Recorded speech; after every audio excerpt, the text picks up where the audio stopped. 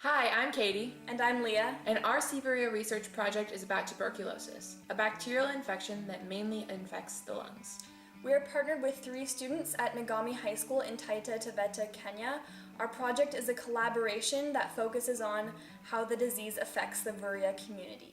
Now, we would like to tell you a little bit more about tuberculosis. The majority of tuberculosis cases are caused by the bacteria Mycobacterium tuberculosis. However, there are other strains that can cause disease.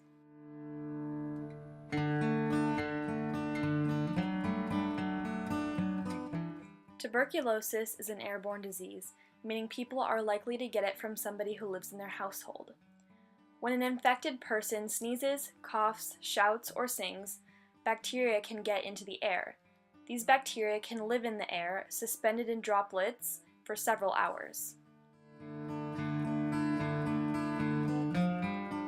When an unaffected individual inhales these droplets, the bacteria can reach the alveoli, which are tiny air sacs, of the lungs.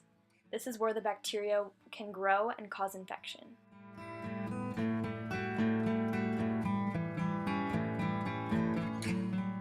Diseased children are less infectious than adults. According to pediatrician and researcher Kevin Erdahl, TB in children is very difficult to diagnose. That's because in adults, the main way you diagnose it is by having someone cough and generate sputum. Children don't do that because the type of infection they get in their lungs doesn't spill bacteria into the airways. It stays in the lungs, so when they cough, the bacteria doesn't come up. Most tuberculosis bacteria are ingested by macrophages, an important cell of the immune system. Sometimes bacteria will survive inside a macrophage and reproduce. When that macrophage dies, those bacteria are released into the bloodstream. The bacteria will spread to important organs and tissues of the body through the bloodstream or lymphatic channels.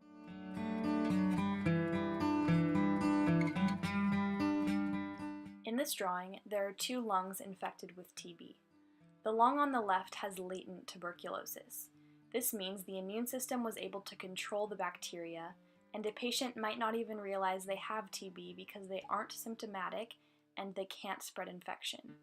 The lung on the right has miliary tuberculosis because the immune system was not able to stop the multiplication of bacteria.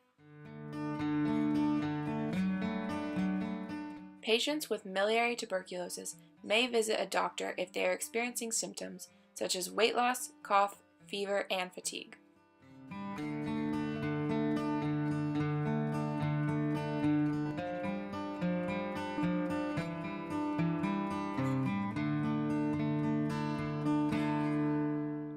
The main 3 ways to diagnose TB are by a TB skin test, a chest x-ray, or studies of saliva and mucus. Overall patient health and history is also important when diagnosing an individual.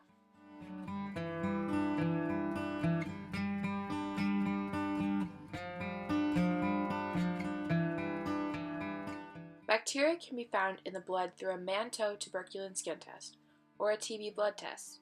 Blood studies are important to tuberculosis research in human populations because human lungs can't be dissected like mice lungs can.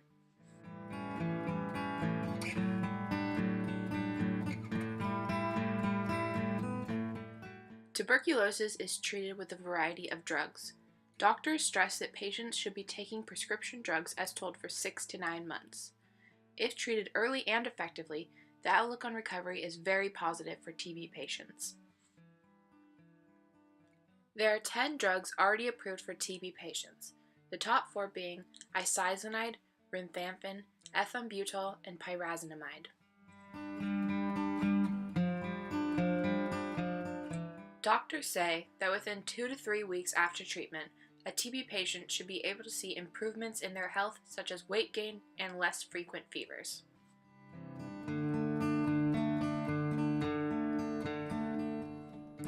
In developing countries like Kenya, there is a lack of drugs, so not every patient can get effective treatment. Bacteria can become resistant to drugs if patients don't take their prescription regularly. Drug-resistant tuberculosis often has to be treated longer, from 12 months to up to 2 years.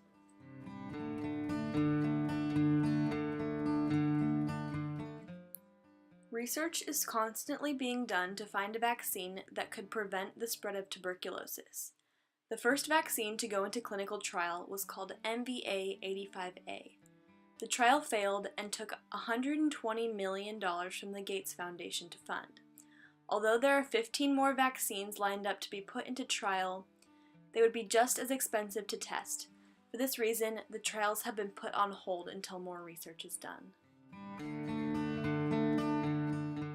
At the Center for Infectious Disease Research in Seattle, Washington, researchers in the Kevin Erdahl lab are currently doing research to determine why the immune system does not respond to Mycobacterium tuberculosis as efficiently as it does other foreign invaders.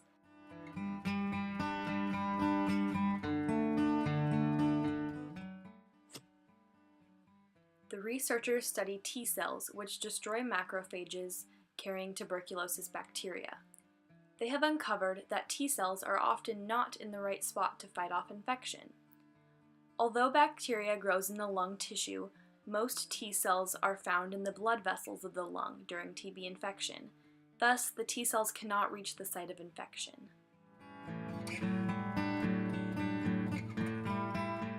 The number of cases of tuberculosis recorded in Kenya increased by 6 times from 1994 to 2009. CD4 T cells, which are important in the immune response to TB, are infected by HIV. As a result, tuberculosis bacteria can grow out of control in patients with HIV.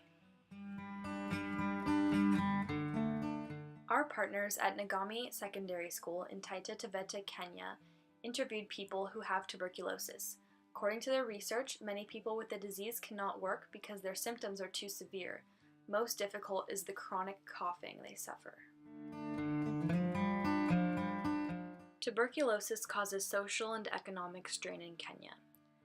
Tuberculosis and the poor are connected, as many people that have the disease fall into poverty due to the amount of annual income it takes away from households.